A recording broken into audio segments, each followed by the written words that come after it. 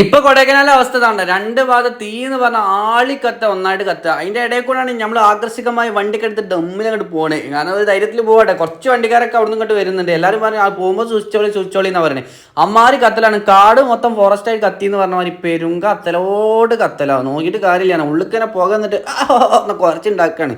അങ്ങനെ ഏതായാലും നമ്മൾ അത് കഴിഞ്ഞ് ഇനി രാത്രി കഴിഞ്ഞാൽ നമുക്ക് എന്തെങ്കിലും ഫുഡ് കഴിക്കണമല്ലോ. അങ്ങനെ ഏതായാലും ഒന്നായിട്ട് കാടാണ് കഴിഞ്ഞ് കിട്ടിന്. അപ്പൊ നമ്മൾ നേരെ ഫുഡ് കഴിക്കാൻ നമ്മൾ ഇവിടേക്കാണ് കയറി. അങ്ങനെ ഫുഡ് കഴിക്കാൻ എന്താ എന്ന് വെച്ചാൽ അപ്പോൾ പറയും നെയ്ച്ചോറുണ്ട്. നെയ്ച്ചോറ് കണ്ടിട്ട് അവിടുത്തെ വെറൈറ്റി പേരൊക്കെ ഉണ്ട്. അത് വേറെ കാര്യം. ഇത് നമ്മൾ മലയാളീസ് ഹോട്ടലാണ്. അങ്ങനെ ഏതായാലും നമ്മളിങ്ങനെ വെയിറ്റ് ചെയ്തിക്കുക. അപ്പം നമ്മൾ ഒരു നെയ്ച്ചോറ് പറഞ്ഞ്, പിന്നെ ഒരു ചിക്കൻ്റെ അത് പറഞ്ഞ്, പിന്നെ കോഫി പറഞ്ഞ്, ചായ പറഞ്ഞ്, പുട്ട് പറഞ്ഞ്, അങ്ങനെ തുടങ്ങി എല്ലാ ഐറ്റംസാണ് പറഞ്ഞിട്ട് നമ്മളെ തിന്നുന്നത്. സംഭവം എന്താ വെച്ചാൽ നല്ല വെടുത്താണ്, നല്ല രസമുണ്ട്.